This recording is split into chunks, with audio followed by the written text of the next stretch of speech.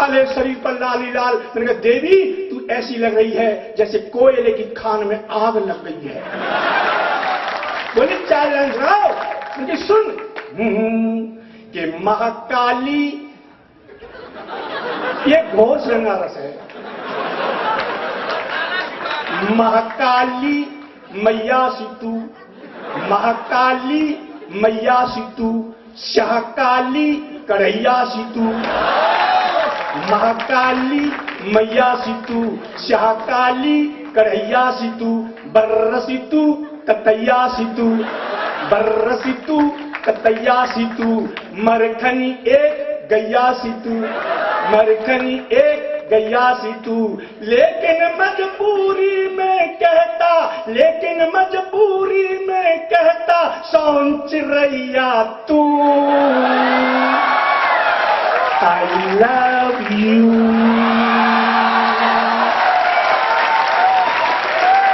I love you. संसार में सबसे बड़ा धन पति का क्या होता है? उसकी पत्नी होती है, भले ही वो मेरा काला धन सही। 7 फेरों के बाद मिला है मुझे। अब मेरे पास खड़ी थी, अब वो अन्ना हजारे आ गए। अन्ना हजारे बोले काला धन वापस कर।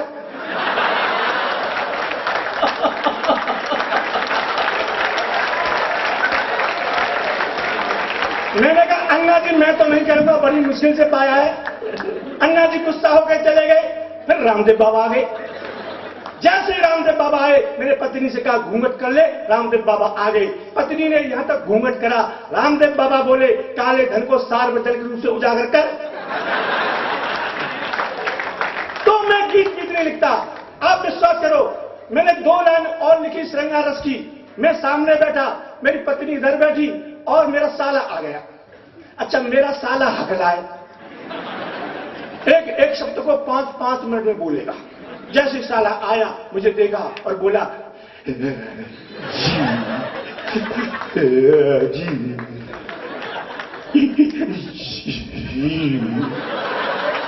मैंने कहा हो गई राम राम, तू बैठ बैठ बैठ। 5 मिनट में राम राम नहीं कर पाया। मैंने कहा देख भाई बच्चे स्कूल गए, तेरे लिए खाना बनवाऊंगा, ये 100 रुपए ले, तू सब्जी लेके आ। वो सब्जी लेने गया, सब्जी खरीद रहा था, वहां एक सिपाही आ गया। अब वो सिपाही भी हकला। अब 2 हकले इकट्ठे हो गए।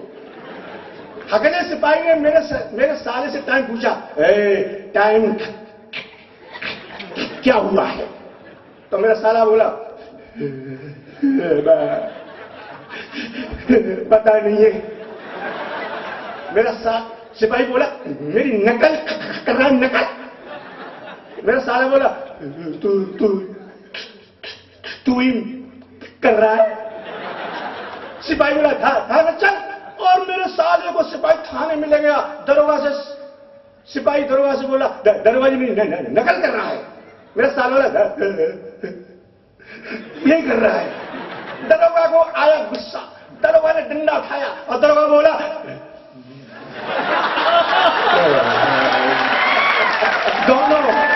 दोनों अंदर चलो। अब वो शाम को लौट के आया तो मैंने पूछा सच सच बता तू कहां जा रहा है? बोले इंटरव्यू देने जा रहा हूं। वो मैंने कहा किसका इंटरव्यू देने जा रहा है? रेलवे में जा रहा हूं।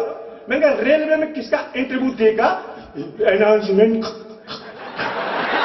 करूंगा। तो मैंने कहा रेलवे में तो अनाउंसमेंट कर लेगा? कर लूंगा। मैंने एक वाक्य बोल। पूछ बोल पवन एक्सप्रेस प्लेटफार्म नंबर 1 पर आ रही है। मैंने कहा बोल के दिखा।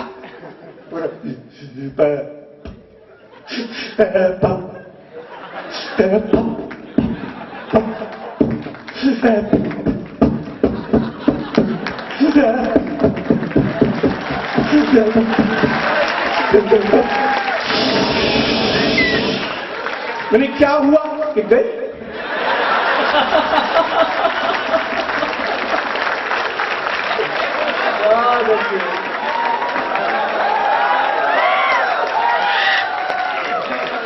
गए?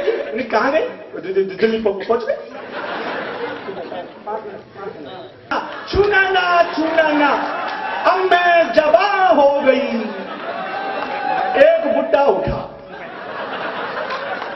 छूने लगा। वो बोली बुड्ढे क्या कर रहा है? बुड्ढा बोला तुझे जवानी में भी नहीं छुएंगे तो कब बुढ़ापे में छुएंगे।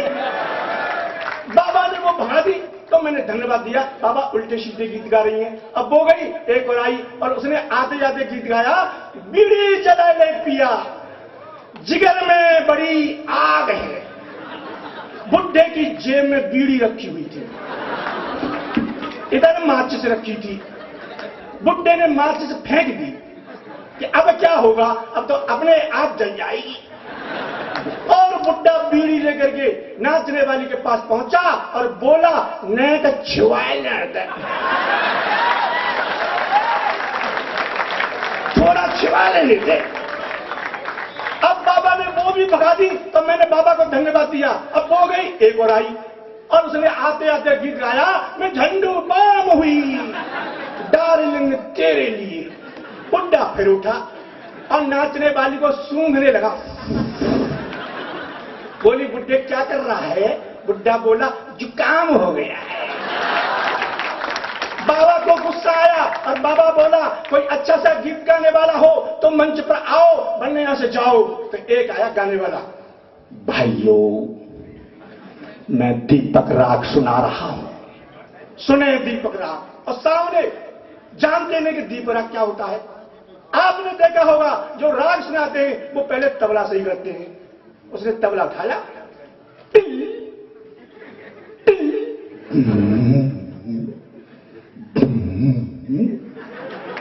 अब आधा घंटा हो गया उसकी टिल टिल बंद नहीं हो। और बुड्ढा गुस्से में देख रहा कि कब शुरू करे, कब शुरू करे।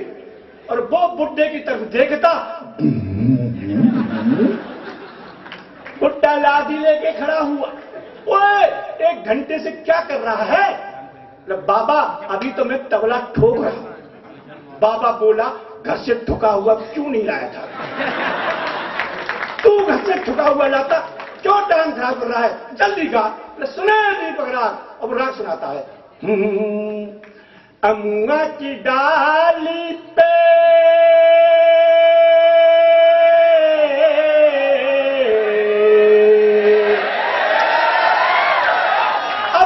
इतना लंबा पड़ गया।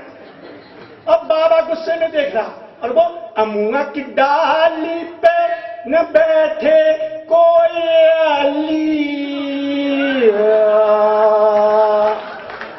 बाबा ने उसकी तरफ देखा गुस्से में, उसने बाबा की तरफ कोयल बना दी। न बैठे कोयली अमुआ की डाली पे, अमुआ की डाली पे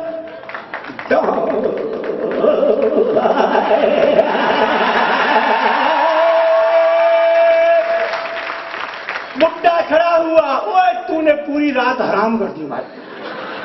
सुबह के 3 बज गए, अमुआ की डाल पर नहीं बैठ रही है तो पीपल की डाल पर बिठा दे, पर जल्दी बिठा।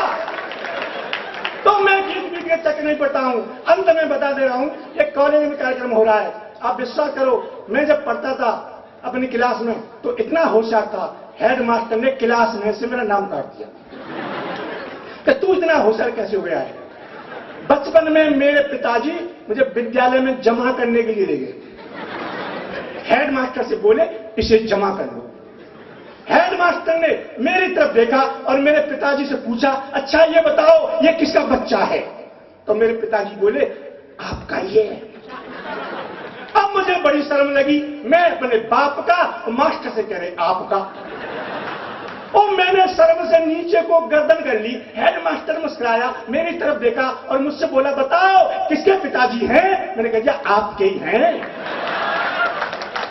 अब तो हेड मास्टर गुस्सा हो गया, ले जाओ इसे मैं नहीं पढ़ा सकता, इसे तो कोई गधा ही पढ़ा सकता है। मेरे पिताजी बोले इसीलिए तो मैं तुम्हारे पास में लेके आया। अब तो हेडमास्टर गुस्सा हो गया, मुझसे बोला तू साइंस जानता है? मैंने कहा मास्टर जी मैं साइंस जानता हूं। बोले एक सवाल बता। मैंने कहा पूछो। मास्टर ने मोमबत्ती जलाई, बोला बता मोमबत्ती में प्रकाश कहां से आया? मैंने मोमबत्ती में फूंक मारी, बुझाई, मैं बोला बता कहां गया? मैंने कहा मास्टर जी ये प्रकाश जहां गया है ये वहीं से आया था। तो मास्टर कह रहा तू गलत जवाब दे ले, मेरा भी नाम रतनलाल मास्टर नहीं, कल तेरी कापी पर 2 गोल गोल अंडे नहीं दिए तो तू इतिहास जानता है? मैंने कहा मास्टर जी मैं इतिहास जानता हूं। बोले एक सवाल बता। मैंने कहा पूछो। बोले बता हिंदुस्तान की जनसंख्या क्यों बढ़ रही है, हिंदुस्तान की जनसंख्या क्यों बढ़ रही है? मैंने कहा मास्टर जी इसका तो तुम्हें ही पता होगा क्योंकि तुम ही शादीशुदा हो।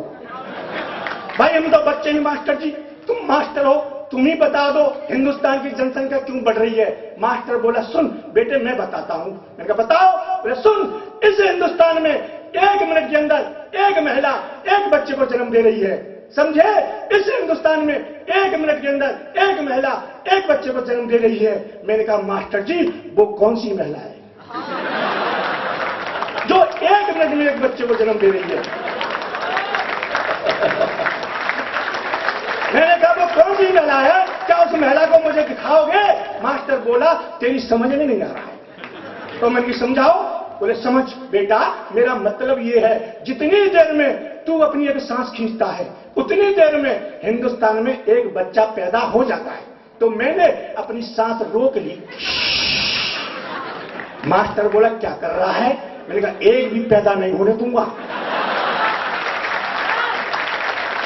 एक भी पैदा नहीं होने दूंगा। तभी दूसरा विद्यार्थी आया और दूसरा विद्यार्थी करा।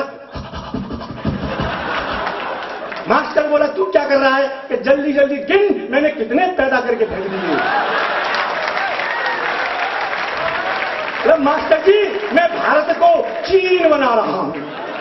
मास्टर बोला तू गलत जवाब दे ले, मेरा भी नाम रतनलाल मास्टर नहीं, कल तेरी कापी पर 2 गोल गोल अंडे नहीं दिए तो।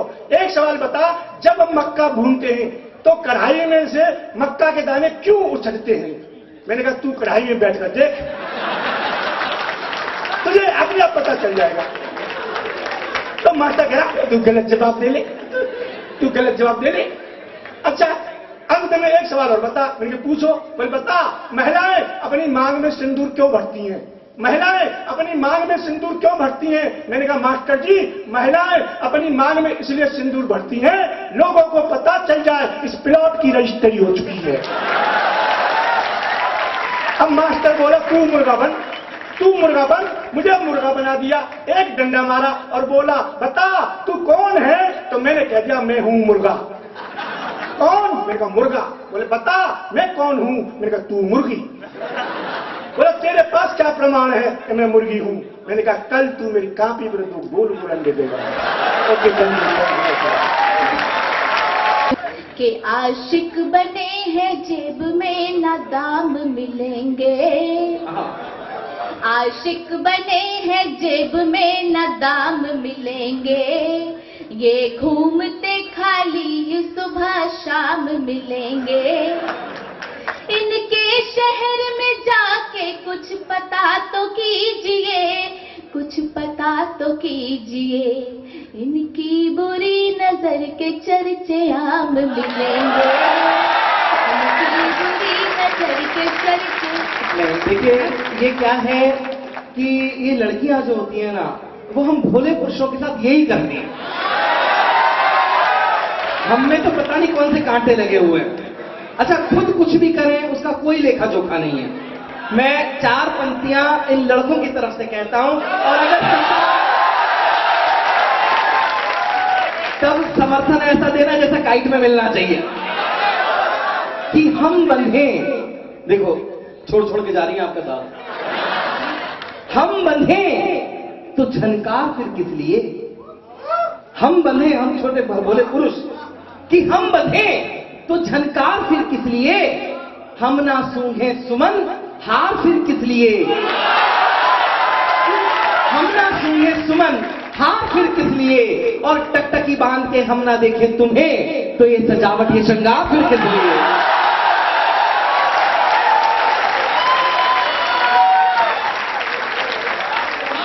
सौरभ जी आप भ्रम में ना रहें कि वो साथ छोड़ के जा रहे हैं। ये तो ऐसे श्रोता हैं कि रामलाल की बारात आती है और श्यामलाल का बैंड अच्छा बजता है तो वही डांस करने लगते हैं। तो कभी आपकी तरफ कभी मेरी तरफ चलता रहेगा। मैं 4 पंक्तियां और आपको देती हूँ और समय कम है हमारे पास। मैं काव्य पाठ आरंभ करूंगी उसके बाद। किसके पास समय कम है? मेरे पास कम है, अगला कार्यक्रम है मेरा। मैं 4 पंक्तियां देती हूँ, सुनिएगा। कि बोतल की तरह लगते हो देसी शराब की, बोतल की तरह लगते हो देसी शराब की, भाभी है घर में फिर भी क्यों नीयत खराब की। भैया जी अपने हाथ में राखी बंधाइए, राखी बंधाइए, बढ़ जाएगी महफिल में यूं इज्जत जनाब की, बढ़ जाएगी महफिल में यूं। और देखिए मैं एक चीज बता दूं,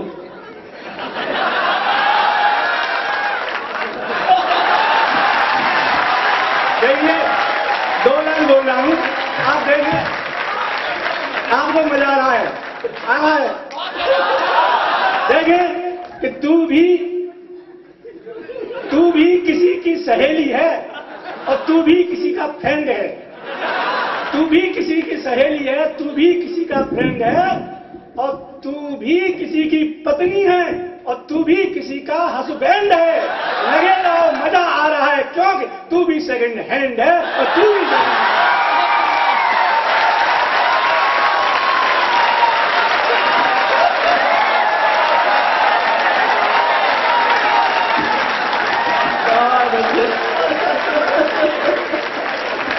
ये समरथ जी हैं, इन्हें ऐसे दौरे कई बार पड़ते हैं। बहुत अच्छे। देखिए हम इनका भी उधार नहीं रखेंगे, 4 पंक्तियां भी उन्हें ही देती हूँ पहले। कि बेकार बात को भी बनाते हैं कहानी। देखिए बीच में आगे अच्छा खासा कार्यक्रम चल रहा है, फिर भी उन्हीं को देती हूँ। कि बेकार बात को भी बनाते हैं कहानी, ये बोलते हैं इनकी ये आदत है पुरानी। घर में नहीं चलती तो चलाते हैं मंच पर, चलाते हैं मंच पर, घर जाके तो आदेश पे भरते हैं ये पानी। घर जाके तो अब ये आगे से बीच में नहीं आएंगे। और मैं आपको सीधे सीधे कविता से जोड़ती हूँ। आप ऐसे श्रोता हैं जो कविता भी सुनना जानते हैं, मैं वहीं से शुरू करती हूँ। प्रेम प्यार से आप सभी को जोड़ती हूँ, सुनिएगा।